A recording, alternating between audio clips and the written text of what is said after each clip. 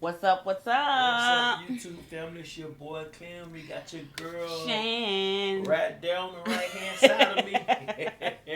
All right, guys. You guys know what time it is. It's time to do another video. Another one. Now, this is our first time getting into Joe Rogan, but we're gonna get into one where he is talking with Candace Owens about what made her become a conservative. Okay, I really want to hear that. So I found this one. And you ready to get into it? Let's make it. All right, let's do it. You're a very popular, what I would call conservative thinker. Yeah. But you're very young. I am. Like, how did this all happen? How did you become this Fox News personality, conservative thinker? Yeah, I mean, I just launched a YouTube channel and fucking YouTube. Yeah, YouTube where magic happens. YouTube's a strange place. It's as strange as it another gets. Strange place, yeah. Well, it's the internet. And the It's internet's as strange as it yeah, gets. strange things happen on the internet. But yeah, I was really passionate. I understood. I had studied for it sounds strange, but I spent a year underground studying politics once I had my red pill moment, if that's what you want to call it. Well, explain that, because you used to be a liberal. Right.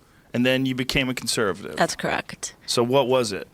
So the story really starts with high school, I guess. You know how things can happen to you in life and they don't make sense when they happen. You're like, why God me? And then you get a little older and you're like, this makes perfect sense. Right. So I was the quote unquote victim of a hate crime when I was in high school. When you say quote unquote victim, you don't I hate think the word you're a victim? No, I hate the word victim. And and again, I can see why early on I've sort of developed this mentality that there's no value in being a victim, and people rush to call people a victim. They rush to call somebody the aggressor. So how do you describe it? That you experienced a hate crime? I experienced something that was labeled a hate crime. I wouldn't even call it hate crime. I think we live in a label-obsessed culture, and before we seek to understand what happened, we seek to put it in a box. Yeah. So what happened? Someone has to be a demon and someone has to be an angel. Right. So what happened was I received some voicemail messages from about 4 kids, and the language was pretty strong. It was we're gonna tar and feather your family. We're gonna put a bullet in the back of your head like we did to Martin Luther King. N-word, N-word, N-word.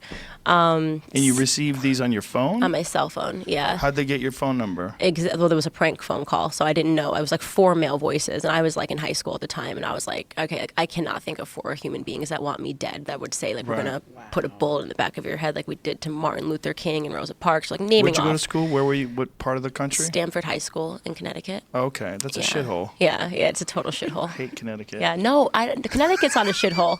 It's a running joke. I'm sorry. Right. I always shit on Connecticut. I have my buddy Tommy Jr. He lives in Connecticut, and I'm always telling him, dude, you got to move out of Connecticut. And it became this terrible running joke where I talk about that Connecticut's the worst state in the country. Have you actually been? Yeah, a bunch of times. Yeah. I used to work there all the time. Where? What city?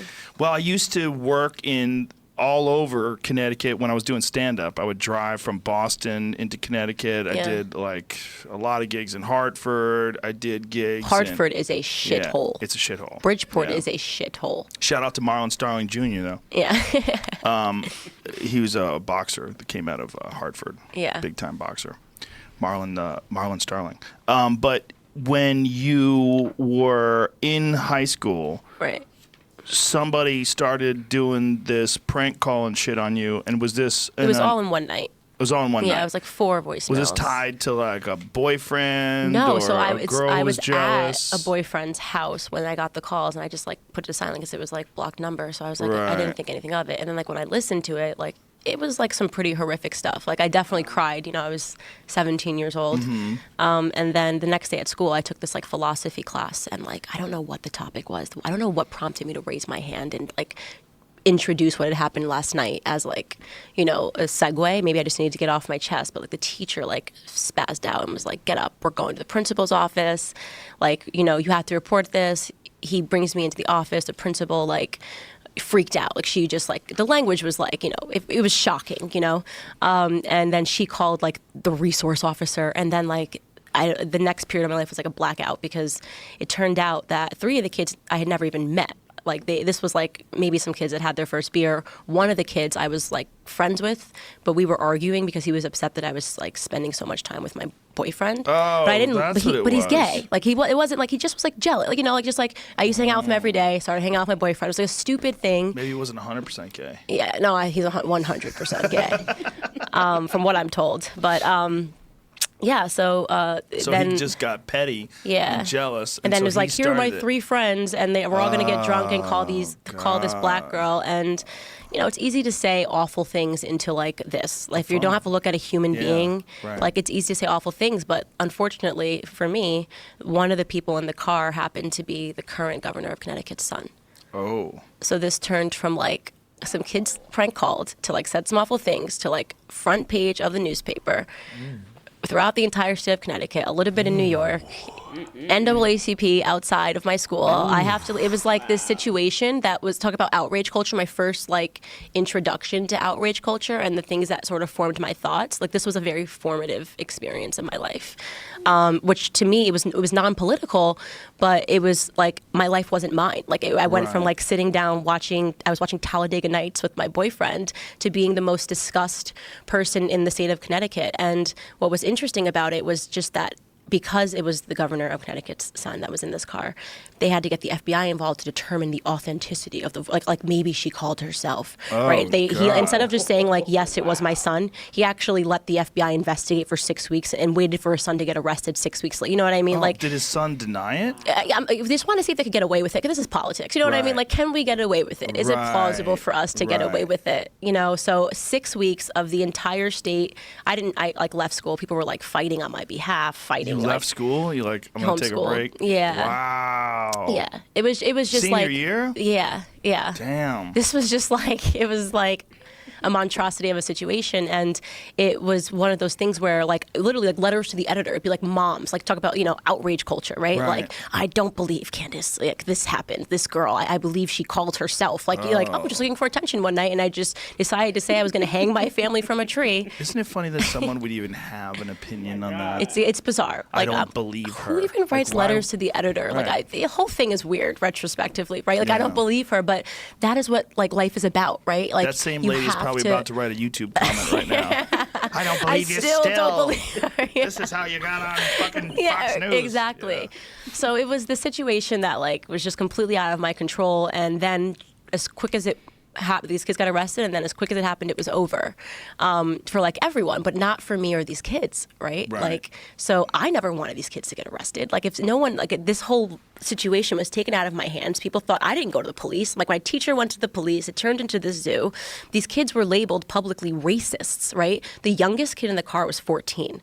I'm not comfortable with ever labeling a 14-year-old racist, right? Or any of these kids racist. These are kids. And in my opinion, adults that fail to act like adults, and adults that fail to take a step back and say, okay, what would prompt these kids to do this? Why is it so easy to be mean, right? Why is it so easy nowadays for children to be mean? And no one, to me, like when I really thought about that, I went through like 5 years of like anorexia because of the situation. Because of that one call, those 4 and I was calls. the victim. Yeah. And wow. Yeah. You went through anorexia. Yeah, which is so weird now, because like people that know me now are like, there's no way you never didn't eat. But I did did not eat for like 5 years. I had issues with anorexia because, I mean, anorexia is a disease that genuinely is about control. It's about asserting control of your life. And I felt that I had my life was fine. And then like people took the narrative. I decided to determine what the narrative was. You're a victim, or maybe you're a liar. You know, these kids are racist. These kids are this, and just nobody really thought that like you actually ruined all of our lives, right? Like for a little bit, like these kids went on to have like DUIs and get arrested and got into drugs, and it was because of this outrage. The pressure of everything that happened. Yeah, and I was like, would have been totally cool with an apology. Like, you know what I mean? Like, sorry. Well, good for you for looking at it that way. Yeah. And that's hard to do, because everybody loves, when they are allowed to get outraged, everybody loves to get outraged. Obviously, what they did to you was horrible, but I think a lot of kids, especially if they're drinking, they don't even understand how stupid and gross it is what they're doing. They just know they can do it, and they get a thrill out of it. And then there's that mob mentality when there's like a bunch of people together doing the same thing. Exactly. And you ramp it up and start saying crazy shit. It's really understandable when you just like think about it as a human being and not as somebody who has to have opinion. Like, you're like, hey, we're going to call this black girl, right? You've got a bunch of kids. We're going to just say mean things to her on the phone, and you don't have to look her in the face. Right? It's like if I hold up this pen and I'm like, just say mean stuff, like someone's going to get, you could say anything to this pen.